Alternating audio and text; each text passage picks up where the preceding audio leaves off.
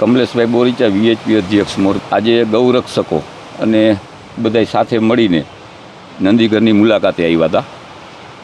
તાત્કાલિકના ધોરણે અત્યારે નગરપાલિકા તો એની કામગીરી અત્યારે કરવાની ચાલુ કરી દીધી છે, પણ હકીકતમાં જે સંસ્થાને જે સંભાળવા આપ્યું હતું એની ઘોર બેદરકારી હતી. કેમ કે જ્યારે ચોમાસું આવતું હોય તેના મોર એને આ ઘાસચારાનો સ્ટોક કરવો પડે. અત્યારે સ્ટોક છે નહીં, તો 2-3 દિવસ એકધારો વરસાદ આવશે તો આ તમામ જીવ, જેમાંથી 50% જીવ તો મરી જ જશે અત્યારે. તો હકીકતમાં તો આની તાત્કાલિકના ધોરણે વ્યવસ્થા કરવી જોઈએ.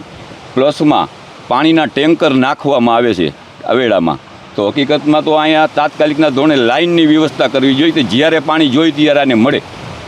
આ એક વ્યવસ્થા કરવી જોઈએ. બીજી વસ્તુ એ છે કે અહીંયા આપણે પૂછ્યું હતું તો નગરપાલિકાને પણ અહીંયા રહ્યું ને લાઇટ અમુક બાકી છે કે માનો કે અંધારું હોય છે, તો જ્યારે આવો બધો વરસાદ આવે ત્યારે કોઈ પણ મજૂર હોય તો અંધારામાં જઈને લીલું કે એની સારવાર કેવી રીતે કરી શકે, તો એમાં લાઇટની પણ વ્યવસ્થા કરવી જોઈએ તાત્કાલિકના ધોરણે.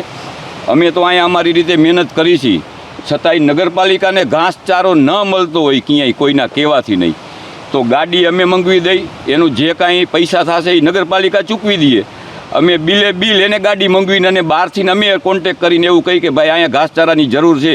અને હકીકતમાં મોરબીવાસીઓને પણ આ સમય અનુસંધાને જે દાન બારે કરતા હોય, અહીંયા ઘણા બધા જીવ છે તો એના દ્વારા પણ દાન દેવામાં આવે અહીંયા, તો થોડોક સ્ટોક થાય અને જે વરસાદ આવે ને જે જીવ ના મરે. અને મોરબીવાસીઓને પણ વિડીયો બનાવવા જોઈએ કે જેનાથી નંદીઘર સચવાઈ જાય. કેમ કે નગરપાલિકાએ જે નંદી ગામમાંથી ઉપાડ્યા છે એ માત્ર ને માત્ર કોઈને નુકસાન ન થાય, જાનહાનિ ન થાય એના માટે ઉપાડ્યા છે. કોઈ મારવા માટે ઉપાડ્યા નહોતા, પણ હા, જે એજન્સીને આપવામાં આવ્યું અને જે એના મેનેજમેન્ટ કરતા હતા એની બેદરકારી હતી અને એને 100% પૈસા આમાંથી ખાધા છે એ અમને ખ્યાલ છે. તો એના માટે પણ નગરપાલિકા યોગ્ય કાર્યવાહી કરે અને યોગ્ય સજા થાય તો બીજા કોઈ આવા અબોલ જીવના પૈસા ના ખાય. અત્યારે સ્ટોક છે જ નહીં. એક દિવસ તમે નાખો એટલે એક દિવસમાં આ લીલું પૂરું થઈ જાય અત્યારે. કેમ કે 700 થી 800-900 જીવ હોય તો સામાન્ય છે કે એક જીવને ઓછામાં ઓછું 30 કિલો જોઈએ, બરાબર છે. તો 30 કિલો જીવને મળે ને ત્યારે એ જીવ સંપૂર્ણ રીતે જીવી શકે છે. પણ સામાન્ય 15 થી 18 કિલો કે મળે ને તો એ જીવશે ને. એનું કારણ છે કે જ્યારે ચોમાસું ચાલુ થાય ને વરસાદ પડે ને એટલે વધારે ભૂખ લાગે, ઠંડીનું વાતાવરણ થાય એટલે આપણને ભૂખ લાગે છે. તો આ તો જીવ છે અને આ મોટા એવા જીવ છે. અને પાછું એ અંદર જે અત્યારે સ્ટોકમાં જે અત્યારે મગફળીનો ભૂકો રાખ્યો છે એ માત્ર ને માત્ર નજીવા ભાવે જે સંસ્થાએ કે જે એજન્સીએ મંગાવ્યો હોય નજીવા ભાવે મંગાવેલો છે, માત્ર ને 65 રૂપિયામાં. અરે 65 રૂપિયામાં તો મોણેક લીલું નથી આવતું.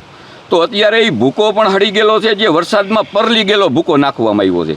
તો એ ઢોરા ખાશે નહીં. અત્યારે જે કાંઈ નંદીઘર છે એમાં હકીકતમાં કે મરવાનો અભાવ વધશે. તો એના અનુસંધાને સમગ્ર મોરબીવાસીઓ અને મહાનગરપાલિકા તાત્કાલિકના ધોરણે આ સ્ટોક બનાવે અને આની મેનેજમેન્ટ માટે મોટી એવી ટીમ ઊભી કરે. અને એમાં માત્ર ને માત્ર ગોધરા નહીં હાલે. એનું કારણ છે કે એને ક્યારેય ગૌશાળા ના હલાવી હોય. તો બનારસ કાંઠામાં ઘણા બધા એવા ગોવાતી મળે છે જે જોડીમાં એ 5 જોડી લઈને અને અહીંયા રાખી દો તો એનું મેનેજમેન્ટ કરી શકશે, તો એને ખ્યાલ આવશે.